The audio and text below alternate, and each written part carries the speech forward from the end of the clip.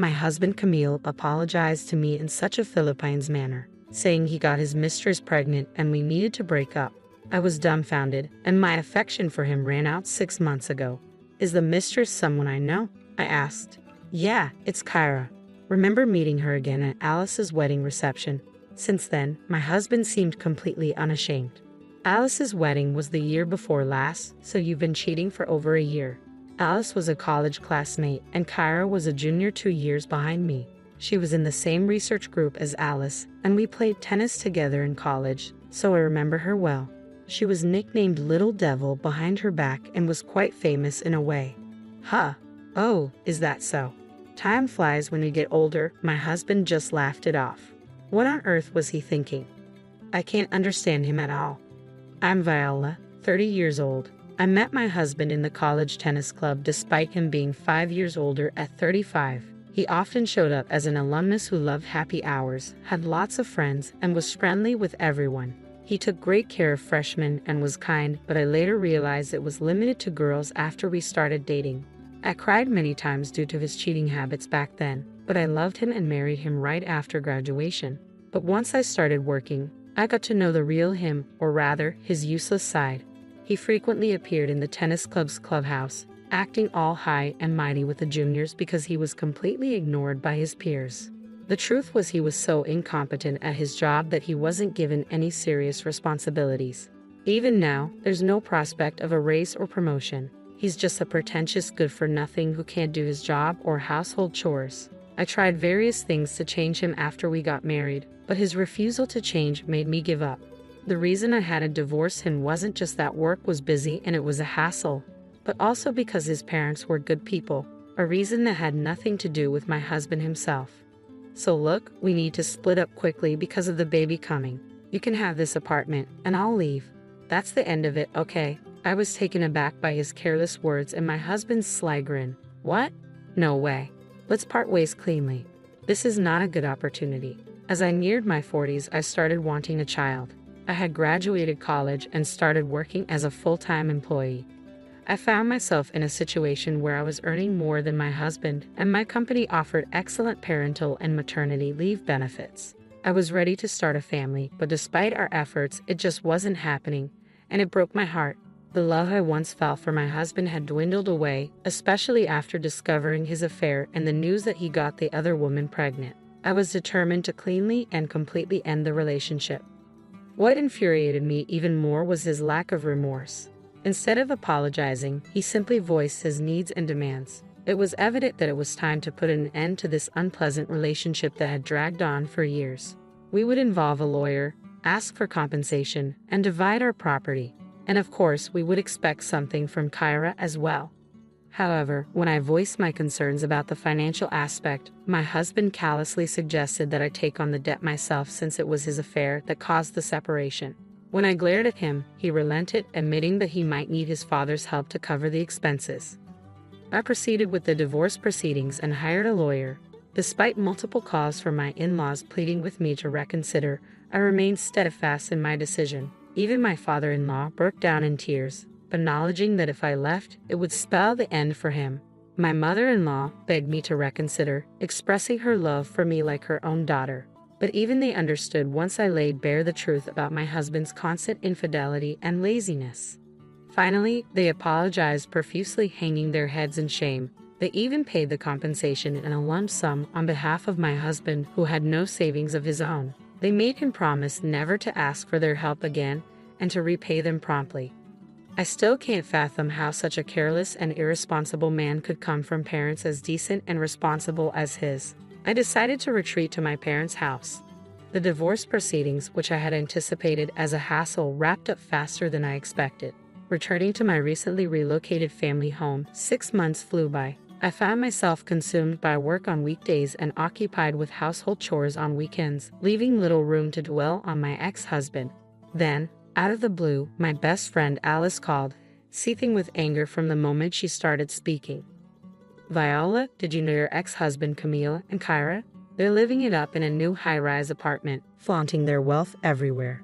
Kyra even had the audacity to invite me to her baby shower party. The presents alone cost over $100, and there's a $100 participation fee. It's outrageous, isn't it? She exclaimed. I was taken aback by the news. I hadn't realized that Kyra had given birth, let alone why she would reach out to Alice. Both my ex-husband and Kyra were well aware that Alice was my best friend. Why would Kyra even extend an invitation to her, knowing Alice would undoubtedly relay everything to me? When I tentatively mentioned this to Alice, her anger escalated even further. She did it deliberately, Viola. Deliberately. That awful woman had the nerve to tell me she's so happy now, thanks to Viola breaking up with Camille. Can you believe her audacity? She's the worst kind of person. I want to put her in her place somehow. Alice raged. That nickname from our college days resurfaced in my mind. Kara was always known as the little devil, stirring up trouble among seemingly happy couples. Even when relationships were strained because of her involvement, she remained composed, wearing a facade of innocence. If a couple splits up just because someone else shows interest, it wasn't true love to begin with, right? They would have broken up eventually anyway, so what's the harm? She'd say, her words dripping with sugary sweetness, all the while smirking knowingly.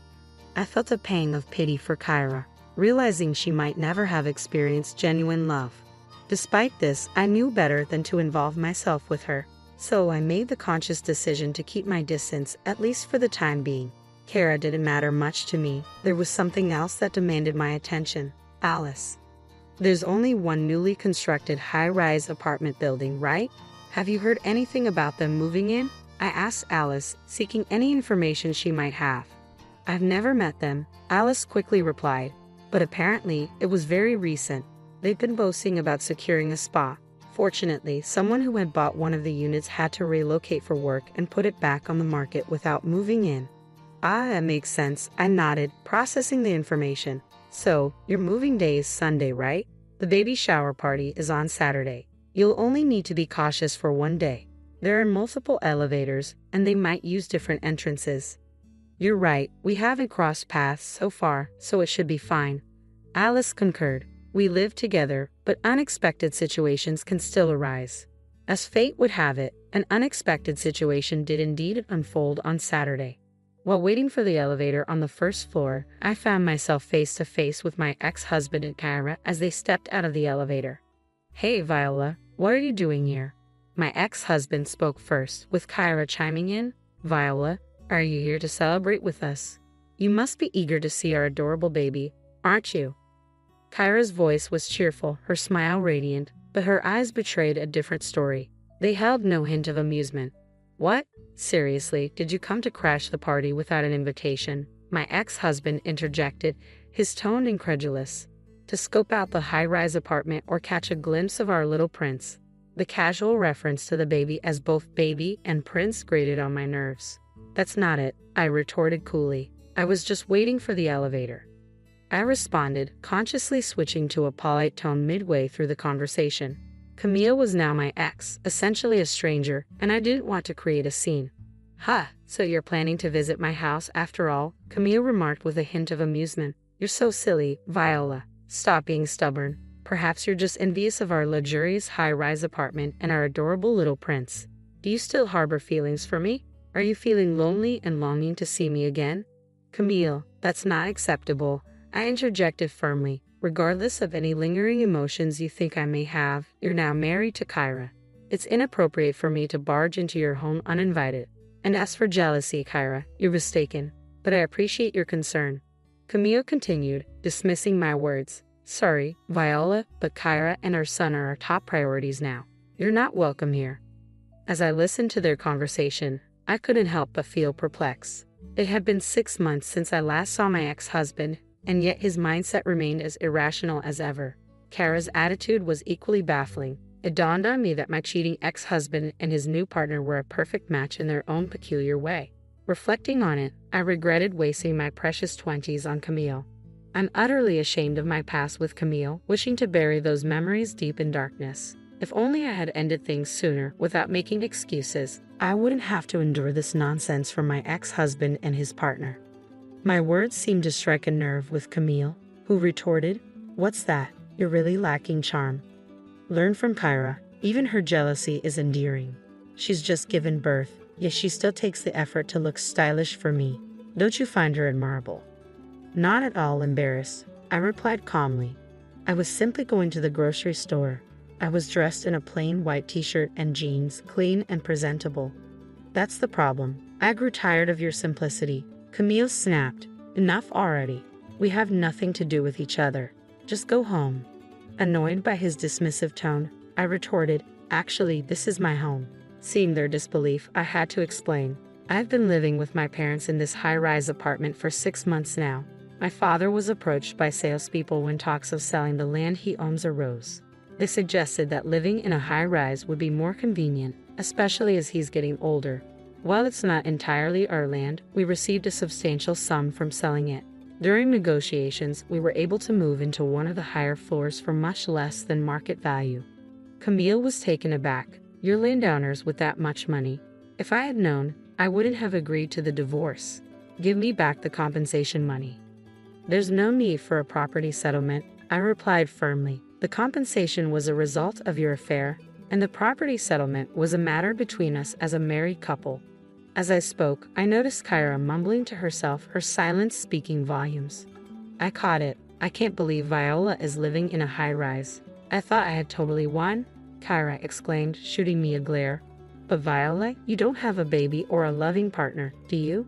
I haven't lost yet.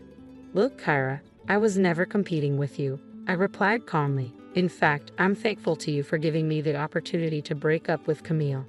Oh, and I'm moving out of my house tomorrow, so I don't think we'll see each other again. What?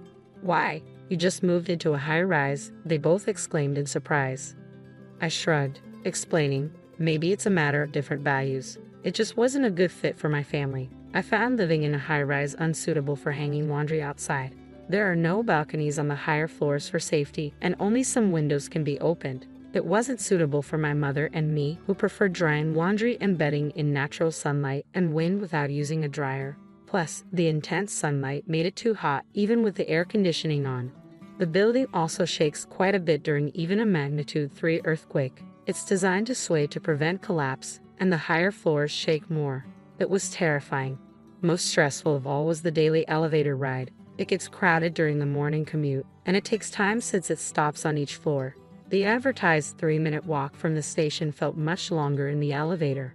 We were too bothered by the drawbacks unique to high-rise living, so we decided to move to a regular house with a garden. After all, luckily, our apartment sold quickly at almost the same price we bought it for.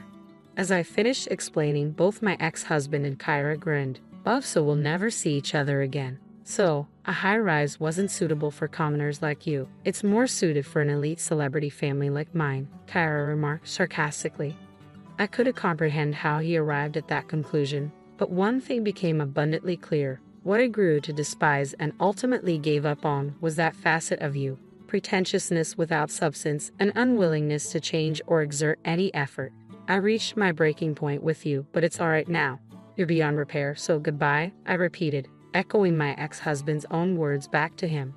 Stepping into the just-arrived elevator, I glanced at Kyra, who was glaring at both my astonished ex-husband and me. Right before the doors closed, I added one final remark. By the way, are you sure the child is truly yours? My ex-husband looked utterly perplexed, prompting me to clarify. I mean exactly what I said, right, Kyra? You understand what I'm implying, don't you? As the doors closed, I didn't know what transpired next in reality. However, during our struggle to conceive, I underwent tests at the gynecologist's, which revealed no issues on my end. I began to suspect the problem might lie with my husband, but he adamantly refused to get tested. Hence, I delivered that incendiary parting shot. Later, I heard from a mutual friend who attended Kyra's baby shower. Despite boasting about their high-rise lifestyle, my ex-husband and Kyra were residing on the 3rd floor. Additionally, despite their extravagant demands for gifts and participation fees, only cheap snacks from the grocery store were served. When a friend voiced a soft complaint, Kyra reportedly exploded, demanding gratitude for the chance to see her baby up close and insisting on payment.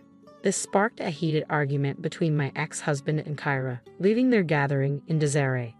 Thanks in part to my earlier cryptic remark, it was revealed that my ex-husband and Kyra had moved into a high-rise but were struggling financially, attempting to swindle money from their friends through fabricated reasons. Their deceit caused outrage among their friends, who promptly left.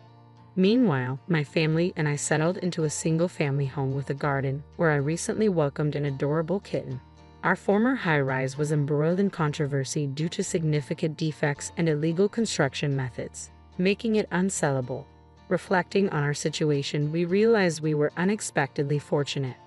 Now, I find solace in my severed ties with my ex-husband and cherish the tranquility of my peaceful days. As I hang the laundry on a sunny afternoon, my kitten sometimes curls up on the clothes, its adorable sleeping face bringing me a sense of contentment. Today, like many others, was a good day. My grandson David experienced his first winter this year. The weather report said it was a record cold day, and I couldn't help but worry about David and his mother, Yvonne. I hoped they hadn't gotten sick from the cold. That night, I sent Yvonne a message on my smartphone asking, "Are you and the baby okay? Not catching a cold?" But even though I sent it 2 or 3 times, there was no reply, not even a read receipt. She's always been so responsible, so I hoped she wasn't overdoing it. After waiting another hour, I tried calling, but there was no answer. Worried something serious had happened, I quickly put on my thick jumper and rushed out to drive to my son's family apartment. There was no response when I rang the intercom, and fearing the worst, that Yvonne had collapsed inside, I had the building manager open the door. The apartment was dark, with only light from the street lamps seeping in. Groping along the wall, I searched for the light switch. I fumbled for it several times, but the lights wouldn't turn on. What's going on here? I thought, feeling a mix of anxiety and irritation. With no other option, I used my smartphone's flashlight to look around. "Yvonne, are you there? Could they be out?" Just as I was about to leave, I thought I heard a baby's cry from the bedroom. "Yvonne, are you there?" I quickly headed to the bedroom. There, I found Yvonne shivering from the cold but desperately wrapping newborn David in a sheet to keep him warm. What happened? To my shock, Yvonne's once long and proud black hair was now chopped off, almost completely shaved. "This is terrible. What happened here?" "My name is Mary Smith. I'm 61 years old. I've worked as a hairstylist for many years, running a salon out of my home. Chatting casually with my regulars during their appointments has always been the highlight of my day. The salon was originally started by my husband and me. However, he passed away from cancer when he was young, not long after our son Harry was born. Despite the challenges, I raised Harry on my own, but Harry didn't make it easy. He often skipped school and got into trouble when he did attend. After graduating high school, he didn't continue his education, instead spent his days hanging out in town. I often wondered if he felt inferior because he didn't have a father around, or if I wasn't a good enough mother. I always worried about Harry's future but never found an answer. So when Harry suddenly said one day, "I want to be a hairstylist," I was so surprised I pinched my cheek, thinking I was dreaming. "What's gotten into you?" I asked. "Hairstylists are popular with the ladies, right?" Harry replied with a smirk. "I guess kids do grow up watching their parents, huh?" Regardless of the reason, I decided to take a positive view of my son showing interest in his future for the first time. Harry successfully graduated from cosmetology school and started working as an apprentice at a senior salon. That's where he met Yvonne, who would later become his wife. Harry was smitten with her at first sight, and after a strong pursuit, he announced to me with a confident smile, "I've decided to marry this girl," introducing me to Yvonne. "Nice to meet you. I'm Yvonne. You were a hairstylist too, right? I look forward to learning from you." Yvonne, with her long black hair and bright smile, was a wonderful woman. "I look forward to that," I replied, instantly liking her. A year after their marriage, Harry expressed his desire to start his own salon. Though he hadn't been an apprentice for long, he seemed to have gained a lot of confidence as a hairstylist. "I want to have my own place and prove my skills." Honestly, I was a bit worried. I knew from my experience that it's not easy for a newcomer to make it on their own in this industry, but I couldn't ignore the earnest look in Harry's eyes as he talked about his dream. "How much do you have saved up?" I asked. He showed me his bank book with a troubled look and a sigh. Despite having a steady income, he was spending just as much as he earned. With this pattern, he was far from having enough to start his own business. Harry had been squandering most of his earnings on leisure. Perhaps I should have advised him to give up then, but I smiled and said, "Don't worry about the money." Indulging him was maybe my way of making up for the loneliness he felt growing up without a father. Truth be told, I hadn't touched the life insurance money left by my late husband. "It's for Harry. You forgive me, right?" I whispered to my husband's portrait. One of my regulars was knowledgeable in real estate, so I consulted with her. That place would be perfect, she said. It was a property that had been used as a barber shop until half a year ago, but the owner had retired due to old age. The location wasn't bad, and she thought it might be just right for Harry's new start. During the renovation, one of my regulars said, "Use my husband. He just lazes around the house on his days off anyway." Another chimed in, "My son's studying architecture in college and is home for the summer break. He can help out too, get some hands-on experience." Thanks to their help, the construction went smoothly.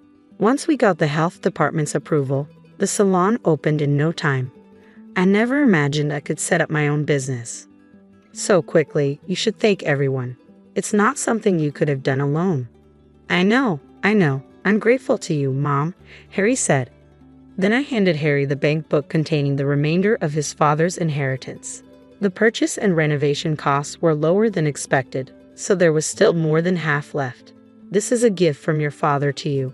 Use it wisely for business expenses and don't you dare waste it." Yeah, I'm not a kid. I get it," Harry said, chuckling in annoyance. "Don't worry, I'll keep a close eye on Harry to make sure he doesn't spend the money foolishly," Yvonne said with a bright smile. Her words made me laugh.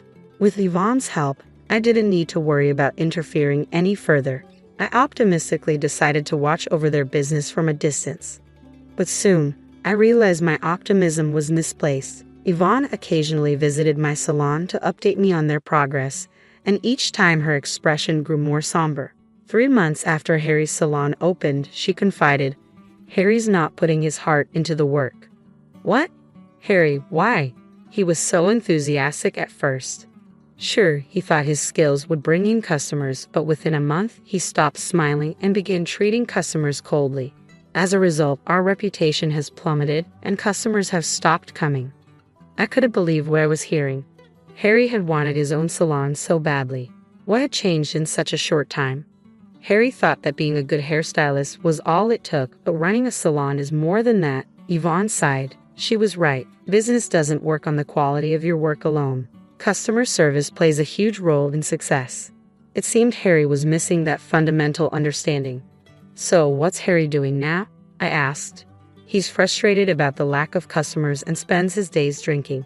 If he doesn't get his act together, we'll lose even more clients. Right now, I'm handling the customers we do have, but if our reputation keeps dropping, the business will only get worse," Yvonne explained, looking like she was on the verge of tears. I felt the same way. "All right, I'll have a serious talk with him next time I see him." "Thank you so much," Yvonne said, bowing deeply before brushing back her long black hair. "Your hair is always so stunning," I commented, trying to lighten the mood. "I started growing it out in middle school," she said proudly. "Being that long, any particular reason?" "Are you familiar with hair donation?" Yvonne looked at me earnestly. "Hair donation? I think I heard about it at a hairstylist's meeting, but I don't know much about it." Yvonne's eyes sparkled as she explained, "It's about making wigs from real hair for children who've lost their hair due to congenital diseases, illness, or accidents. I've been growing my hair to donate to organizations involved in this. Isn't it wonderful to be able to help someone?" I read an article about an actress who was doing it and thought maybe I could do that too. "Wow, that's really admirable, especially for someone as young as you," I said, overwhelmed by Yvonne's passion. 6 months into her marriage with Harry, Yvonne got pregnant. She's always been so conscientious, always pushing herself too hard. "When I'm not looking, Yvonne, this is the most crucial time. You really shouldn't overdo it," I repeatedly warned her. She'd just lightly laugh and say, "Don't worry, I'm taking it easy," consulting with the baby in my belly. But in reality, Yvonne worked at the salon right up until the last month of her pregnancy, supporting the family while Harry's attitude worsened. Every time Yvonne updated me, I felt my own shortcomings as a mother. One day, I finished work early and decided to check on their salon. I ran into Harry just as he was about to leave. "Where are you going?" "Out for a drink. There won't be any more customers today anyway," he said nonchalantly, laughing off the situation. The lack of customers had become normal for Harry, and he wasn't even trying to improve things anymore. "You're about to become a father, you know." Harry just waved his hand dismissively and hopped on his motorcycle. "We're not done talking. Think about Yvonne for once." Yeah, I'll do that when I feel like it." He laughed and sped off. Inside the salon, Yvonne was cleaning the floor. Today we managed to get just one customer, she said, smiling brightly despite looking exhausted. Are you eating properly? You need to get enough nutrition. Don't worry about me. It's not just about you, it's for the baby, I said sternly, making sure she understood the gravity of the situation. Yvonne teared up a bit and thanked me. At times like this, a father should be there to support her. I wanted to shout at Harry, who was nowhere to be found. Yvonne told me the salon wasn't doing well and that Harry was spending money recklessly every night. Giving that bank book to Harry was a mistake. I regretted my decision. Despite being busy, Yvonne never neglected her hair care. Gently stroking her belly, she said, I want to teach my child the joy of helping others. That's when I realized I wanted to support her since my son wasn't of much help. I decided to assist Yvonne at their apartment. I'm always sorry to trouble you. Don't worry about it. Just focus on the baby, she replied. It was my fault for not raising my son right. Because of that, Yvonne was suffering. Perhaps it was my way of atoning for my sins. At least at the end of summer, Yvonne went into labor earlier than expected and was rushed to the hospital. Harry was nowhere to be found, unreachable. I kept sending him messages, but there were no replies, not even read receipts. What on earth is he doing at a time like this? Yvonne's parents had passed away, so I was the only one who could be there for her. Don't worry, Yvonne, I'm here, I kept encouraging her as she bravely faced childbirth. After a long and difficult labor, I was overwhelmed by the sound of the baby's cries. He's born? You did it, Yvonne, I said, moved to tears. But Harry, who should have been there, never showed up. My grandson David was experiencing his first winter.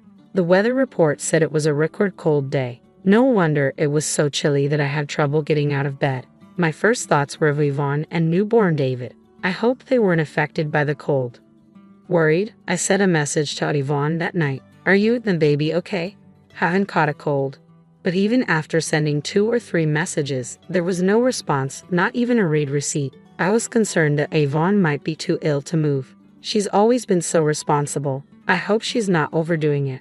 After waiting another hour, I tried calling again, but the result was the same. Something's not right. Without a second thought, I put on my thick jumper and rushed out to their apartment. When I arrived, the place was engulfed in darkness. It's not uncommon for families to travel abroad during the holidays, but I hadn't heard anything about a trip from Yvonne and Harry, and they likely couldn't afford it anyway. I rang the intercom, but there was no response, fearing Yvonne might have collapsed. I immediately asked the building manager to open the door. I'll wait outside. Please let me know if there's anything, I told the manager before stepping inside. The apartment was dark, the only light coming from the street lamps outside. I remembered the light switch was right by the entrance. Relying on my memory, I groped for the light switch on the wall. But no matter how many times I flipped it on and off, the lights didn't respond at all. What's going on here? I thought, feeling a mixture of anxiety and irritation. With no other option, I used my smartphone's flashlight to illuminate the room as I stepped inside. Yvonne, are you here? I called out in the living room, but there was no answer. Maybe they had just gone out. Just as I was about to leave, I thought I heard a faint cry of a baby from the bedroom. Yvonne, are you in there? I quickly headed toward the sound. There was Yvonne, shivering from the cold, desperately wrapping newborn David in a sheet to keep him warm. What happened here? When I shone the light on her, I was shocked to see that her once long, proud black hair had been roughly cut off, almost to the scalp. Her eyes, red and swollen from crying, looked at me helplessly. This is terrible. How did this happen? I took off my jumper and draped it over Yvonne. It's okay now. Just tell me what happened as much as you can. Yvonne began to speak slowly. She said that Harry had continued his daily escapades even after David was born. Eventually, they couldn't pay the electric bill anymore, and Yvonne, unable to bear it any longer, Yvonne scolded Harry. She had just wanted him to be more responsible as a father, but her pleas fell on deaf ears. In a fit of rage, Harry grabbed a pair of practice hair-cutting scissors and started cutting off Yvonne's hair. At first, Yvonne tried to resist, saying, "Stop it," but fearing any further resistance might accidentally harm David, she stopped resisting. Harry laughed mockingly, saying, "Now you won't be able to show your face in public." I was speechless at my son's cruel actions. "Why didn't you tell me it had gotten this bad?" I asked. I'm sorry, Mom. I'm so sorry. Yvonne apologized, blaming herself again. No, Yvonne, it's not your fault. You're not the one to blame here. It's Harry. You did nothing wrong. I knew Yvonne hadn't confided in me because she didn't want to worry me. I hugged her tightly, tears streaming down my face. The whole situation was a result of my overindulgence in raising Harry. My heart burned with shame and anger at my own failings and my son's inability to empathize with others. Taking a deep breath, I called Harry. Hey, Mom, long time no talk. What's up? He answered, calling all of a sudden. Just wanted to hear your voice. How's everything over there? Are Yvonne and David doing okay? Of course, everyone's fine and doing well. I've been calling home, but no one's picking up. Where are you now? There was a brief pause in his voice, as if he was concocting an excuse. Actually, we're a family of 3 in Hawaii. We'll be back next week. Hawaii, huh? That sounds nice, I responded, though I knew he was blatantly lying to me. What had I been doing all these years, taking care of Harry after losing my husband at a young age? I worked non-stop as a hairstylist. It was all to raise Harry into a respectable person. When he expressed a desire to become an independent hairstylist, I fulfilled his wish without hesitation.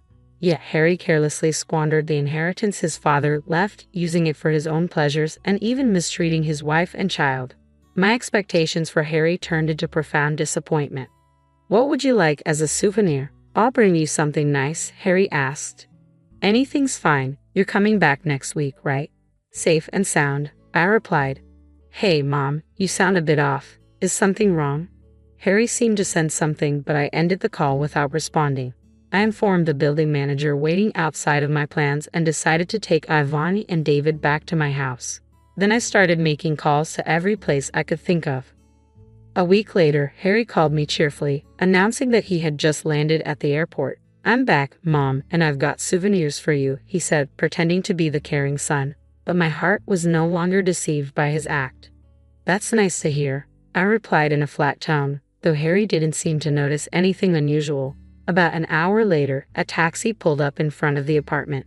Harry, clearly having enjoyed his solo trip to Hawaii with distinct tan lines from sunglasses around his eyes, unloaded a bunch of luggage from the trunk. He took out his keys, expecting to enter the apartment. Where his wife and son should be waiting, he must have thought that once he inserted and turned the key, the door would open immediately. However, no matter how many times he tried, the key wouldn't fit the lock. What's going on here? He exclaimed in frustration. I approached him quietly from behind and asked with a smile, Did you enjoy your trip to Hawaii? Though my heart was boiling with anger. Mom, you're here, Harry said, relieved to see me, misunderstanding the situation. Listen, Mom, I just got back and tried to enter the house, but the key won't fit.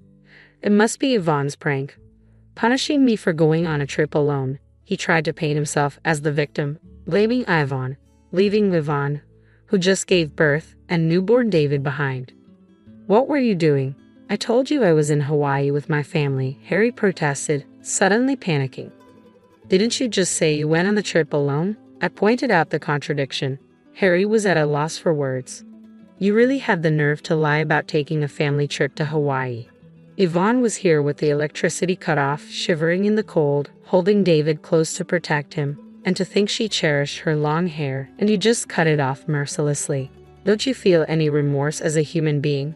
I guess I messed up there, but right now I just want to get inside the house. It's freezing in Japan, Harry replied, rubbing his arms theatrically, showing no sign of remorse. The cold Yvonne and David endured is nothing compared to this. Plus, you no longer have a home here. I've already canceled the lease on the apartment. It's time you find your own place to live, I stated firmly. Cancel the lease. What? Why would you do something like that without asking me? Harry protested, suddenly panicking. But the apartment was leased under my name after all. I couldn't just stand outside and continue this conversation, so I took Harry to a nearby coffee shop to talk further. Harry sipped his coffee silently, probably not even tasting it. He kept glancing between me and his coffee with a pale face. You were so strapped for cash that you couldn't pay the electric bill. Did you manage to go to Hawaii? I said, watching Harry grimace. Finally, he began to spill his selfish reasoning. He admitted that right from the start of his business, he was showing off to friends and women he picked up at the salon, spending his father's inheritance on his antics. He knew such spending would quickly deplete any fortune, but after getting a taste of the power of money, he continued his lavish lifestyle even after the inheritance ran out, racking up debts to buy gifts and take trips. "You're quite the big spender, aren't you, especially for a failing business?" I remarked. "Don't worry, I'm a professional hairstylist. Once I get serious clients, they will come flooding in and I'll be able to support my family," Harry replied with unfounded confidence. I looked at him coldly. "Your salon? I've already sold it, all the equipment too. It's too late to get anything back." I shattered his baseless confidence. "That's a lie. Why would you do something like that?" Harry's face turned red as he slammed his hand on the table. "Oh, you were planning to continue with the salon? I thought you had abandoned it since you left everything to Yvonne. Besides, I bought the building and land in my name. You have no right to complain now," I retorted. "But I was just trying to attract customers. I had it all planned out." Harry's eyes looked like those of a child about to burst into tears. "If you're so confident in your skills, you should be able to start over from scratch," I said coldly, then left the coffee shop after placing money for the coffee on the table. A month passed, Yvonne and I avoided any contact with Harry. But unpleasant rumors inevitably reached my ears after I pushed him away. Harry apparently ran to his friends begging for money, but they were the kind who gathered around him for his money.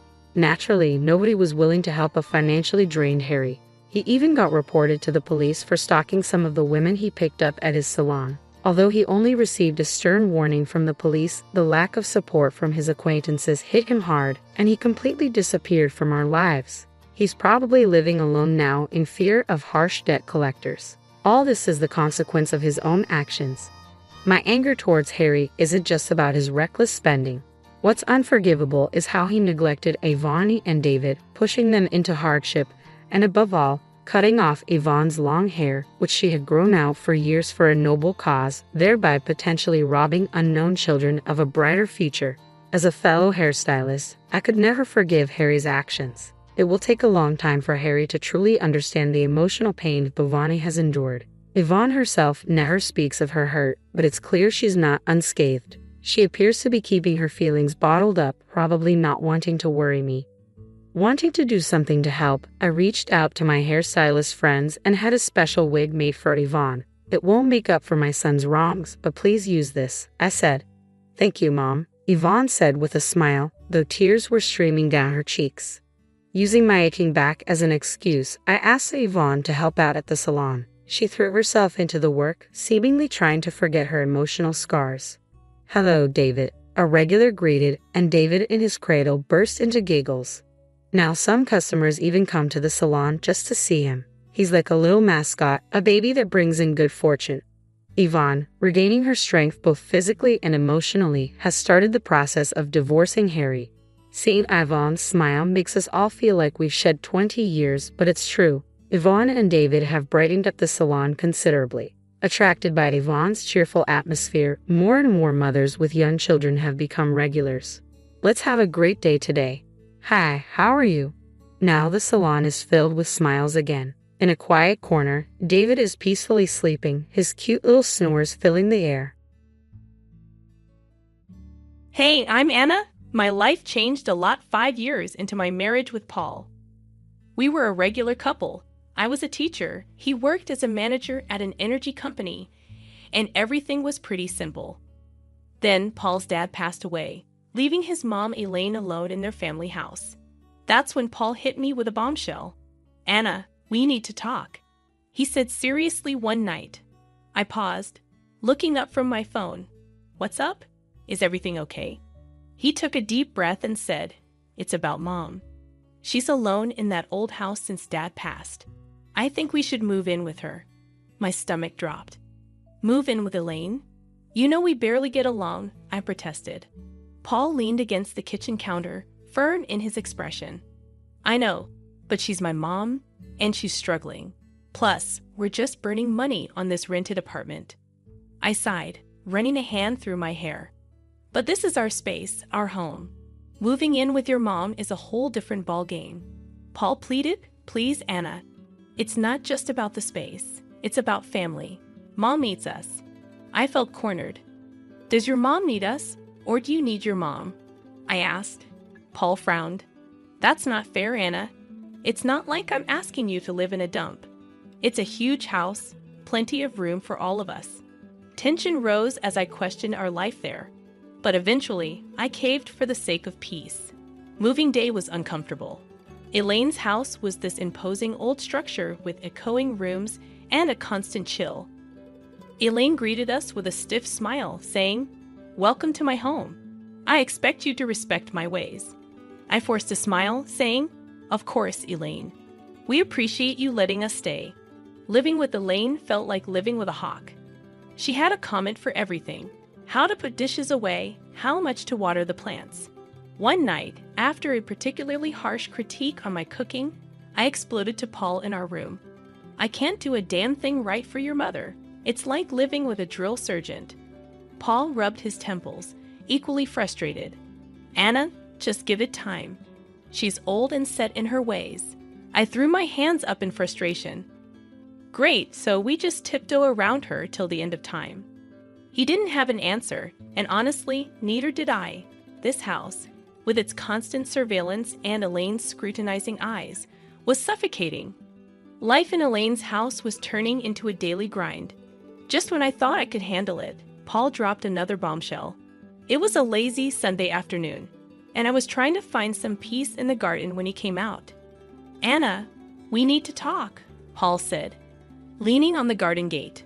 I looked up, feeling a knot in my stomach. "What now, Paul?" He took a deep breath. "I think you should quit your job and stay home. We're spending a fortune on a nurse and housekeeper for Mom. It makes more sense." I stood up, anger rising. "Quit my job, Paul. I love teaching. It's not just about the money."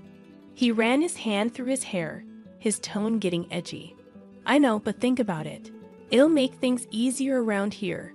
I shook my head, disbelief washing over me. "So what? I just become a full-time maid and nurse? That's not the life I want." Paul's voice rose. "It's not about what we want, Anna.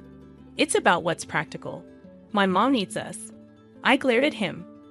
"No, your mom needs you. I didn't sign up to be her caretaker." He shot back. "Well, things change, Anna. We need to adapt." The word adapt felt like a slap.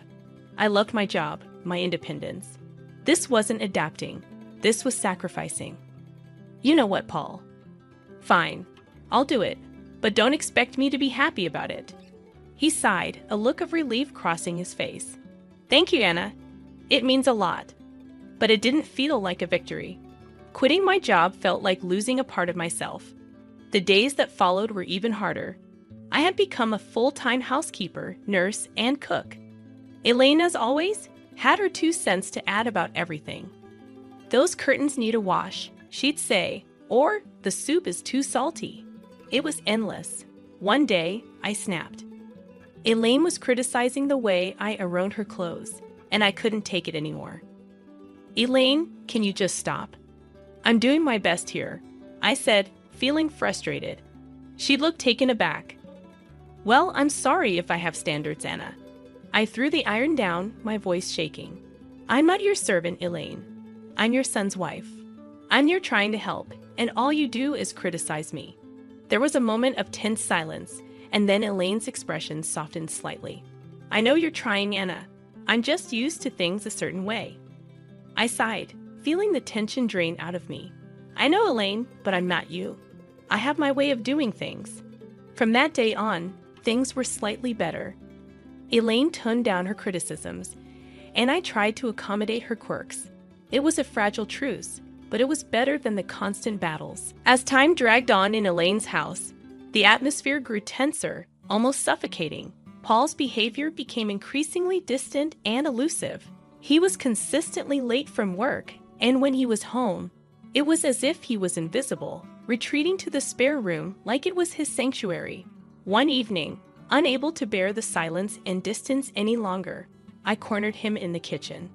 "Paul, what's going on with you? You're hardly here, and when you are, it's like you're not even my husband anymore," I said, leaning against the counter with my arms folded. He avoided eye contact, absent-mindedly stirring his coffee. "Work's a nightmare right now, Anna. Just piles of stress," he replied. I leaned back, still concerned. I get stressed, Paul, but this feels like you're shutting me out. You're here, but you're not really here. He exhaled heavily, his gaze fixed on his coffee. I don't know what you want me to say, Anna. I'm just really tied up with stuff. I wanted to believe him, to understand, but something inside me screamed that there was more to it than he let on. Then there was Lucy, Paul's sister, who made it her mission to add to the tension. Each visit from her was a trial.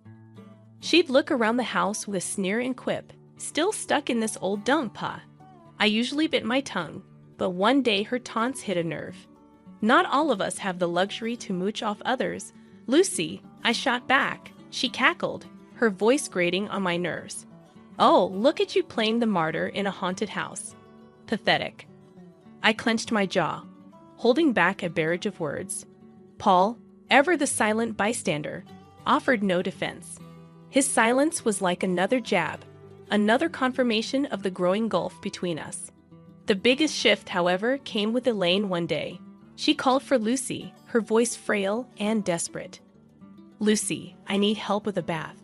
I can't manage on my own anymore." Lucy's response was cold and cutting. "Help yourself, Mom. I'm not your caretaker." Elaine broke down in tears, and despite our rocky history, I couldn't leave her in that state. I assisted Elaine with the bath, and something changed between us that day. Elaine started to warm up to me, treating me less like an intruder and more like a daughter. It was a welcome change, but it also emphasized how far Paul and I had drifted apart. Despite Elaine's newfound warmth, the house felt colder and emptier. The walls seemed to echo with a growing silence between Paul and me, a chasm widening with each passing day. The chill in our home grew colder as Paul's late nights at work became the norm, and our conversations turned into mere whispers of their former selves. During one of these fleeting interactions, Paul dropped a bombshell that added to the growing pile of secrets and lies. "Anna, I got an apartment near work," he said nonchalantly, as if discussing the weather. I almost dropped the dish I was cleaning. "An apartment? Why on earth would you need that?" He leaned against the doorframe, avoiding my gaze. "It's just practical, Anna. Saves me the commute, especially with the late nights." Anger and confusion surged within me. "And you just decided this without talking to me? What, are we roommates now?" He shrugged, his indifference cutting deep. "I thought you'd be happy, less stress about me coming home late." I shook my head in disbelief. "Happy, Paul? This feels like you're living a double life. What's next? You'll tell me you have a second family?" He sighed, rubbing his forehead. "Don't be dramatic, Anna. It's not like that."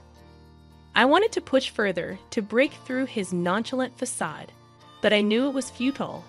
The conversation ended there, as did many of our conversations those days. The true shock came a few days later in a candid conversation with Elaine. We were in the living room, sharing a rare moment of calm when she suddenly said, "You know, Paul didn't buy that apartment with his money." I looked at her puzzled. "What do you mean?" She hesitated, then continued, "He used my savings.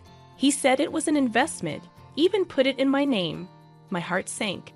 "He's been using your money, and you're okay with this?" Elaine shrugged, a sad look in her eyes. I couldn't say no. He's my son. But I thought you should know. I was speechless. Paul's secret apartment was one thing, but using his mother's savings under the guise of an investment felt like the man I married was slipping away, replaced by this stranger with secrets and lies. A few days later, I confronted Paul about it. "Why didn't you tell me the apartment was bought with your mom's money?" He was unapologetic, almost defiant. "Because I knew you'd react like this. It's an investment, Anna, not a big deal." I couldn't believe his audacity. "Not a big deal. You're gambling with your mom's savings and keeping it from me. What else are you hiding?" He turned away, ending the conversation with a dismissive wave. "You wouldn't understand, Anna. It's business." The word business felt like a chasm between us, an excuse for everything going wrong in our marriage. Living in Elaine's old, dreary house was taking its toll on me. The once vibrant walls now echoed a somber tone, and every creaking floorboard seemed to whisper secrets. One day, I couldn't take it anymore. Elaine, have you ever thought about renovating the house? I asked over breakfast. It could use some freshening up. Elaine looked up from her tea, surprised. Renovate? I haven't thought about it in years. It's such a big task. I nodded, feeling a spark of enthusiasm. I know, but it could really brighten up the place. Maybe just start with a new coat of paint or some new wallpaper. Elaine considered it for a moment. Well, I suppose it wouldn't hurt to bring some new life into this old house. But are you sure you're up for it? I smiled, eager for a project. Absolutely. It'll be a good change. And so it began. I threw myself into the renovation, painting walls, choosing wallpapers, and even attempting to restore some of the old furniture. It was hard work, but it felt good, like I was breathing life back into the house and, in a way, into myself. One day, while I was up to my elbows in paint, Paul walked in. He looked around, his expression one of shock and disbelief. What the hell, Anna? What are you doing to my mom's house?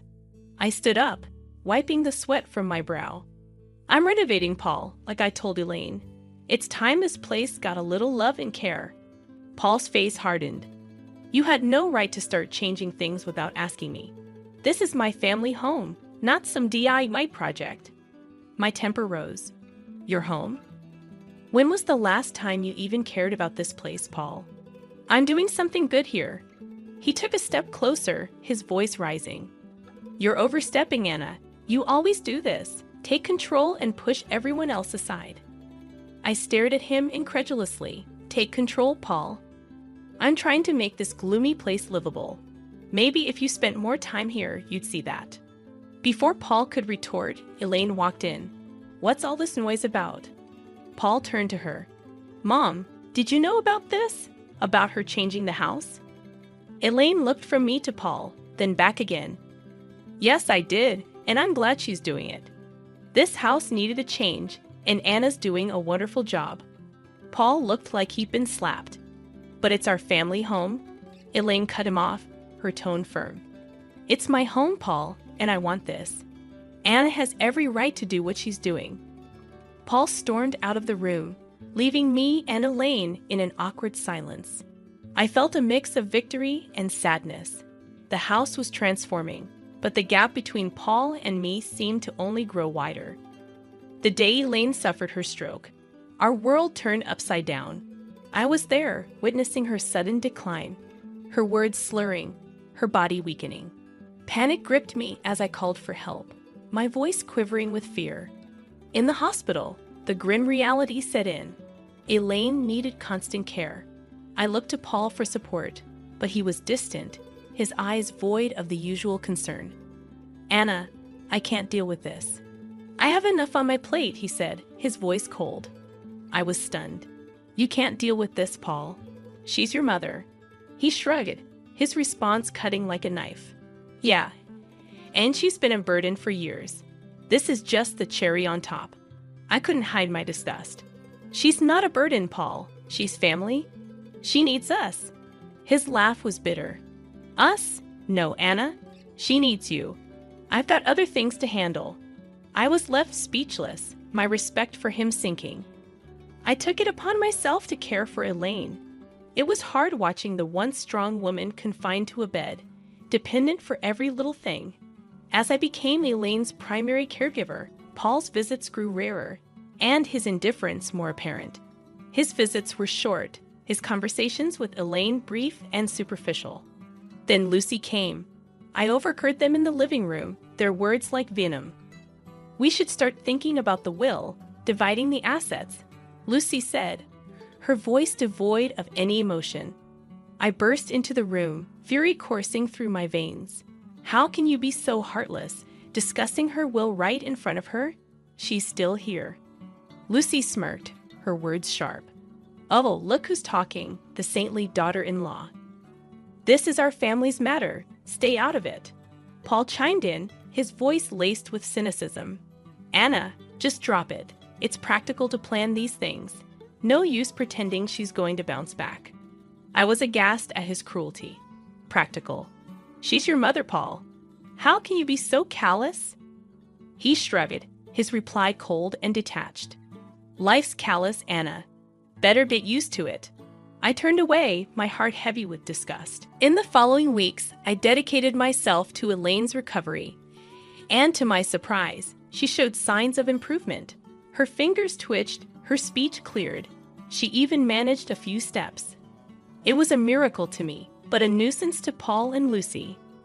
Their true colors were now vividly clear. Their mother's plight was nothing more than an inconvenience, a hurdle in their path of inheritance.